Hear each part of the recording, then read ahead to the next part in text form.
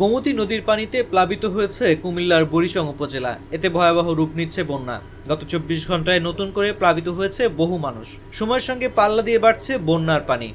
আমার এক ছেলে এক মেয়ে আর আমার হাজবেন্ড আমরা 4 জন।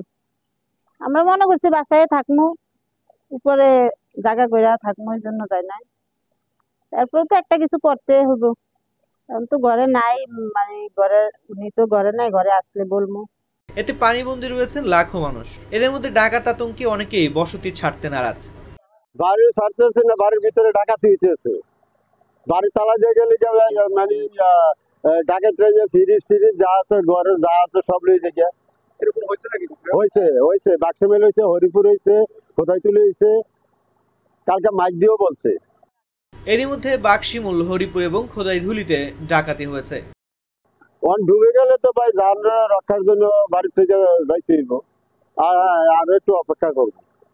সচেতন বাইরে নিতে আছে, মানুষ নিতে আছে, প্রাণ দিতে আছে, যায় না যে ডাকাতির ধরনে।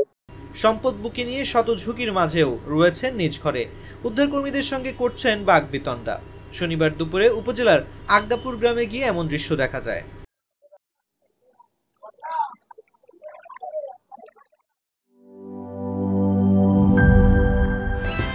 Hydrostatic pressure test.